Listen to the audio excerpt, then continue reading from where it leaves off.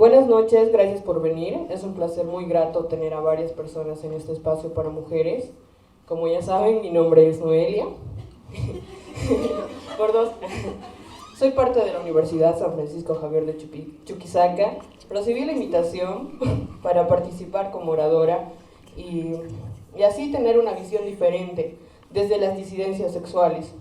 Formo parte de la organización LB Sayari, que es una organización de mujeres lesbianas y bisexuales aquí en Sucre.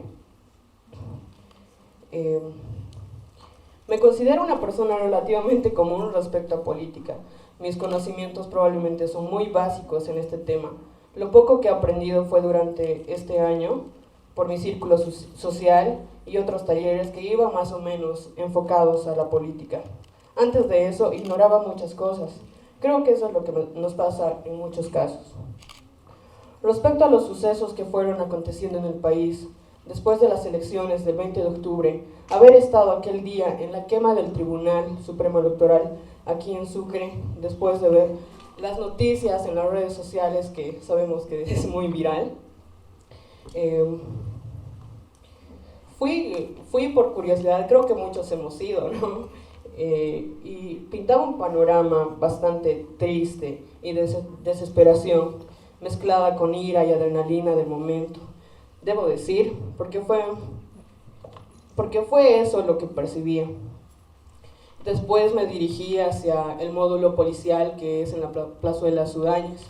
Vi como varios policías pasaban por ahí, pero no hicieron nada, pasaron aplaudiendo. Obviamente no podían hacer nada porque la gente los rebasaba en cantidad, ¿no? Se gritaban consignas como la que todos conocemos, la que es muy popular aquí: Sucre se respeta, carajo, esto es Sucre.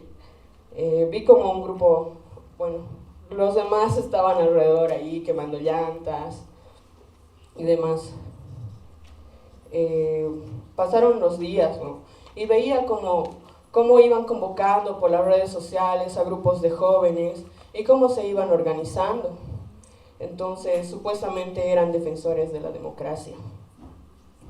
Se organizaron en grupos de WhatsApp y convocaban a varios chicos y chicas para que formen parte de las actividades que hacían estos en defensa de la democracia.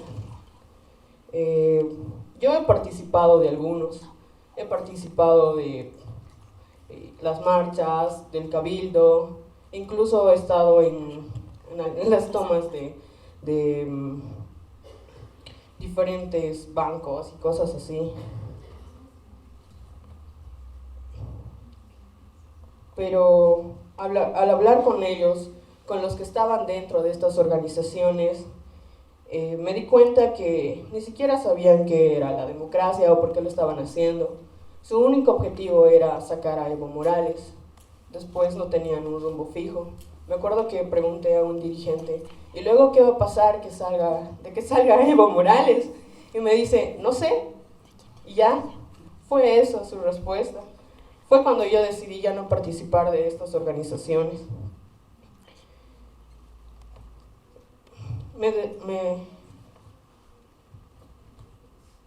Evidentemente compartí algunas cosas con ellos, pero mientras más y más analizaba lo que pasaba, me decepcionaba más el movimiento que estaban generando. Como parte de la diversidad sexual, como mujer, como ciudadana boliviana plurinacional, no me sentía identificada ni representada por ninguno de estos movimientos.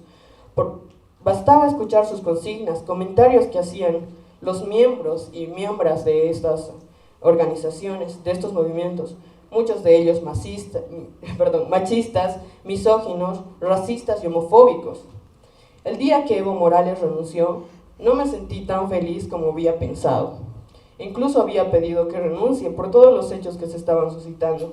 Evidentemente en Chuquisaca los movimientos fueron relativamente tranquilos, pero en otras ciudades se vivió con más violencia. Me sentí indignada cuando la caravana de universitarios que iba con destino a La Paz fue emboscada en Vila Vila. Eché la culpa al movimiento al socialismo. Señalé como culpable a Evo Morales, pero sin embargo, cuando compañeros y compañeras fueron violentadas en Sacaba por personas que defendían supuestamente la democracia, Me sentí doblemente frustrada por haber apoyado ese movimiento. Cuando era evidente la renuncia del presidente, me sentí muy triste al ver cómo quemaban la huipala, símbolo patrio nacional boliviano, que no entendían que la huipala estaba antes de Evo, que la huipala no era representación del MAS.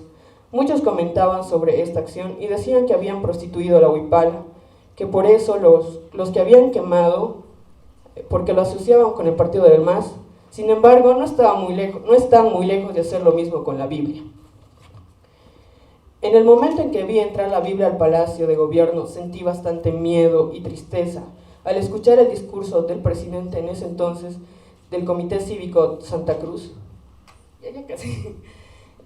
Y de la actual presidenta, haciendo referencia a que la Biblia había vuelto al Palacio de Gobierno. Jamás fui militante de ningún partido político, ni mucho menos del MAS, pero al ver su salida me sentí totalmente desprotegida y con mucho temor, porque bien sabemos de que varias personas que son representantes políticos se basan de la Biblia y en Dios, creyéndose sus voceros para coartarnos la libertad y de nuestros derechos como personas.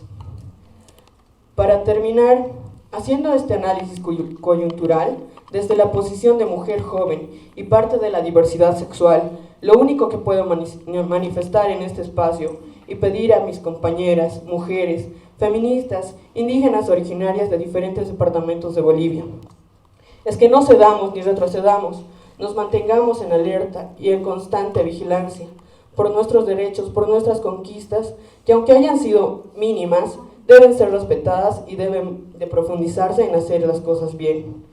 No olvidemos que Bolivia es un Estado plurinacional laico, Iglesia-Estado, asunto separado. Gracias.